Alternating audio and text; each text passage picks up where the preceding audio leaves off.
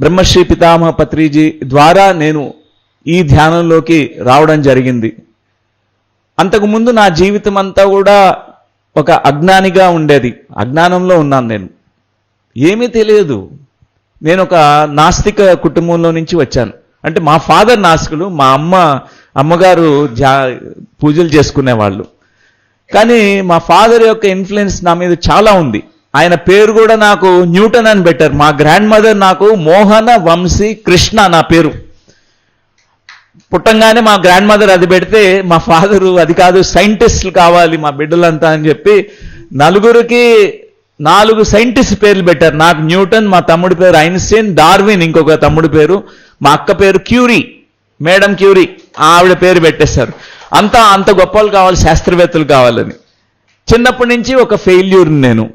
ఎందుకంటే మా తల్లిదండ్రులకి దూరంగా పెరిగాను, మా నాన్నమ్మ దగ్గర పెరిగాను. ఎప్పుడు ఏడుస్తూ ఉండేవాడిని చిన్నప్పుడు. తల్లి ప్రేమ తండ్రి ప్రేమ లేక ఏడుస్తూ ఉండేవాడిని ఎప్పుడు. సో టీనేజ్ వయసు వచ్చేసరికి చాలా కోపం వచ్చింది. మా తల్లిదండ్రుల్ని నిరాకరించాను, వాళ్ళని ప్రతిఘటించేవాడిని. వాళ్ళు ఏం చెప్తే దానికి ఆపోజిట్ చేసేవాడిని. చిన్నప్పటి నుంచి సిగరెట్లు ఇలాంటి వ్యసనాలు బాగా వచ్చేసాయి నాకు. ఎందుకు? నాలో చాలా కోపం ఉంది, ఎలా డీల్ చేసుకోవాలో తెలియదు. ఆ కోపాన్ని ఎలా అర్థం చేసుకోవాలి, ఏం చేయాలి, జీవితం అంటే ఏంటో చెప్పేవాళ్ళు ఎవ్వరు లేరు.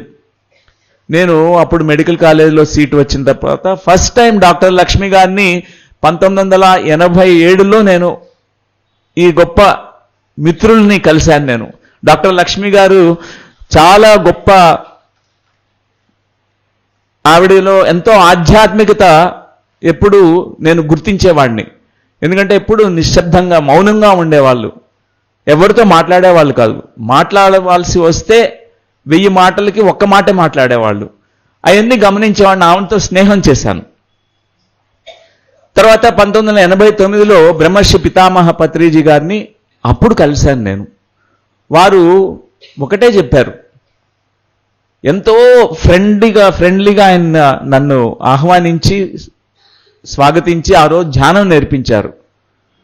రావాల్సిన చోటుకే వచ్చావు, నువ్వు చేయాల్సిన ధ్యానమే. సింపుల్ మెథడ్ ఒకటి నేర్పించారు, శ్వాస మీద ధ్యాస. ఎంత సులభంగా ఉందంటే అది అంతా నేను చేసేస్తాను అనుకున్నా. కానీ చేసే కొద్దీ నాకు వీలు కాలేదు. ఆయన చెప్పారు 40 రోజులు చేయాలి, 40 రోజుల తర్వాతే వచ్చి నన్ను కలువు, 3 గంటలు చేయమన్నారు. అప్పుడు నేను అది ఎంత సులభము, కళ్ళు మూసుకుని కూర్చోవడము ఎంత సులభము, నేను చేసేస్తాను అనుకున్నా. కానీ చాలా కష్టమైపోయింది. నేను గివప్ చేసేద్దాం అనుకున్నా. ఎందుకంటే కూర్చుంటే ఆలోచనలు వచ్చాయి, ఎన్నో ఆలోచనలు.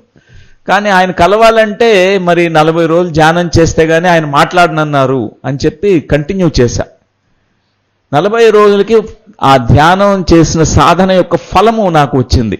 నా మనసు శూన్యమైపోయింది, చిత్తవృత్తి నిరోధులు అయిపోయింది. మొత్తం ఏ సబ్ కాన్షియస్ లేదు, కాన్షియస్ మైండ్ మొత్తం లయం అయిపోయింది. Complete zero state first time నేను ఆ అనుభవం నాకు కలిగింది. అప్పటి నుంచి నేను వదలలేదు ధ్యానాన్ని. ఇప్పటికీ నాకు ధ్యానం అంటే నాకు ఫస్ట్ ఏది ఉన్నా లేకపోయినా ఫస్ట్ ఆ రోజంతా ధ్యానం ఉండాలి. నాకు ఏదో ఒక సమయంలో నేను ధ్యానం కూర్చోవాల్సిందే.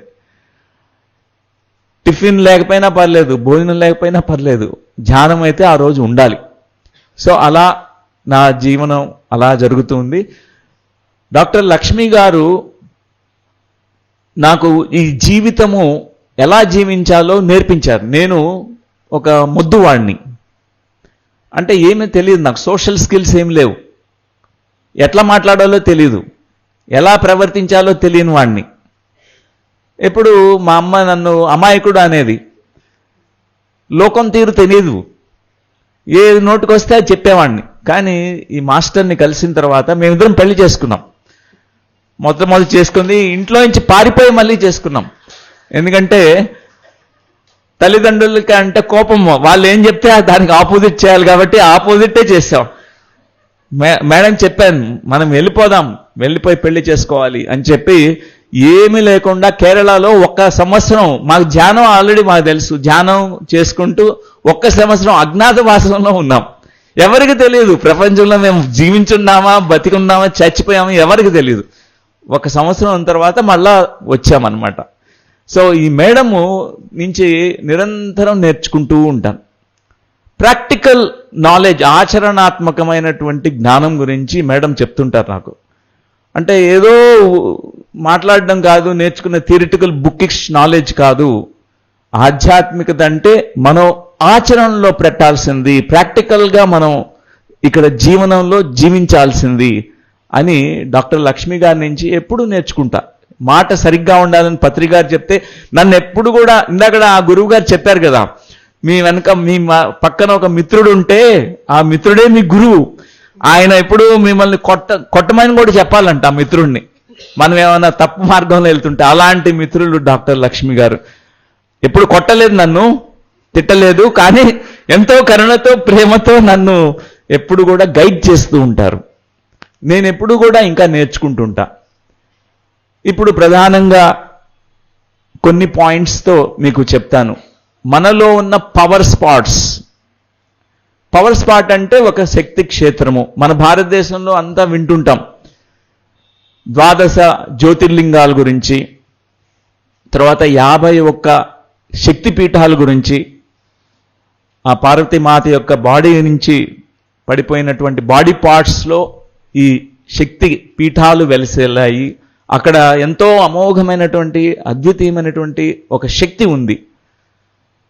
సో అలాంటి శక్తిని కలిగినటువంటి, ఒక చైతన్యాన్ని కలిగినటువంటి ఒక గొప్ప పుణ్యభూమి ఈ వారణాసి, ఈ కాశీ నగరం. ఇది అంత సులభమైన, ఇక్కడికి వచ్చారు అంటే డెఫినెట్లీ మీరు జన్మల్లో, ఇంతకుముందు జన్మల్లో కూడా ఇక్కడికి వచ్చిన వాళ్ళే ఉంటారు మోస్ట్లీ. లేకపోతే ఇక్కడికి అడుగు పెట్టలేదు. అందులో 9 రోజులు ఇక్కడ ఉన్నారంటే, ధ్యానం చేసుకోవడానికి వచ్చారంటే అది వీలు కాదు. మీరు ధ్యానము, ఇక్కడ సైట్ సీయింగ్ అన్నీ కూడా, enlightenment and entertainment and sight seeing అన్నీ ఉన్నాయి ఇక్కడ.